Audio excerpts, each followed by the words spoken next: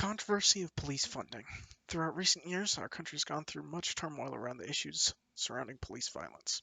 Unnecessary killing, accidents, and a lack of responsibility have caused a mass amount of people in America to call for the defunding and reduction of police departments.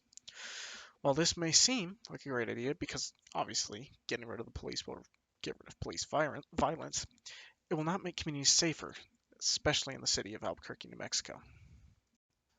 I was born and raised in Albuquerque, New Mexico, a city with one of the highest crime rates in the country and a police department that is notoriously understaffed.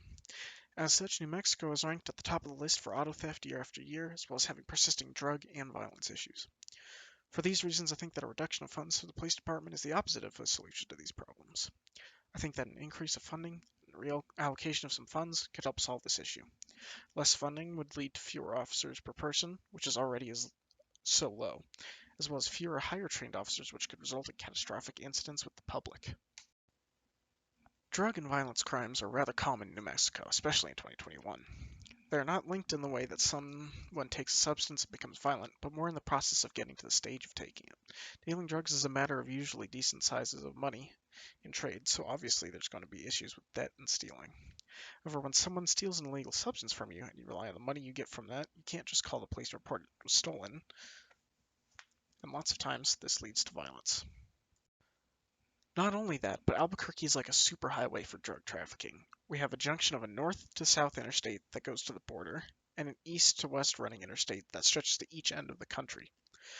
While lots of drugs being trafficked are marijuana, which, while less dangerous and non-addictive, you can still become emotionally dependent on it and such, there are also far more dangerous and addictive drugs such as narcotics and opioids being trafficked through Albuquerque. There is a connection to prescription drug abuse and turning to cheaper substances such as heroin and other opioids if you run out of money or your prescription runs out. The opioid crisis is a problem that I believe is connected to the lack of policing in Albuquerque, but not one I will be focusing on here. As of 2010, up to 10.3% of people living in Albuquerque aged 12 or older had a substance abuse disorder. Violent crime is also a rampant problem in Albuquerque, and not all of it is connected to drug or substance crimes. As stated by Captain Nicholas Huffmeyer of the Bernalillo County Sheriff's Department, the lie that people are told is that drug crime are non-violent. It isn't violent for you to just sit and smoke weed, but do you have any idea how it got there? As I stated before, Albuquerque is the perfect point for trafficking to hit before spreading out not only through the rest of New Mexico, but also the country. The goal of increasing funding and improving the effectiveness of that funding of the police department would be more preventive of these homicides and drug abuse.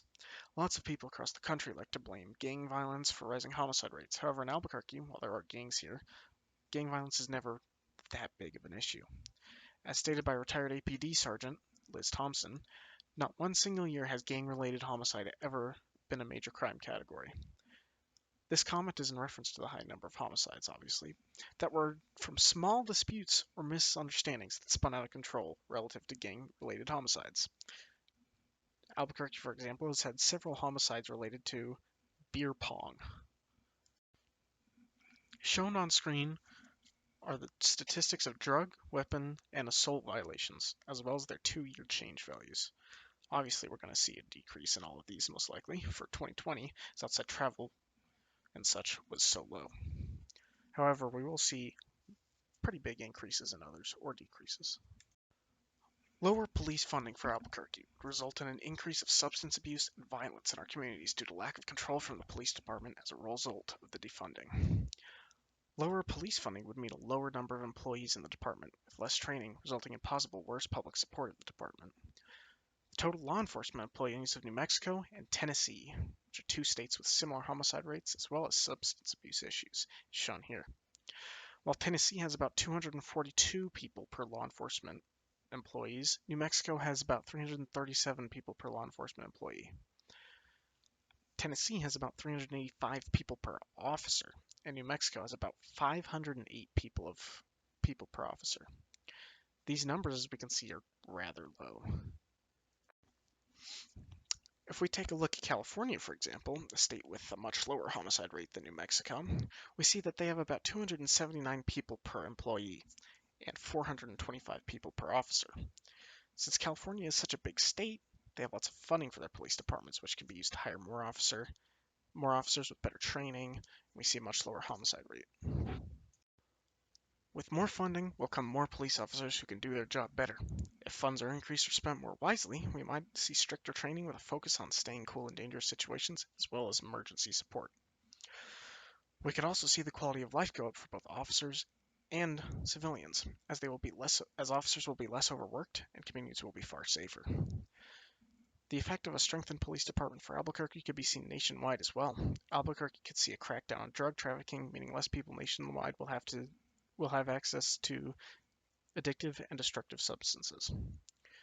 We might even see other state-owned facilities run by the police department, like rehab centers and such, so that people may feel better about an increase in police funding.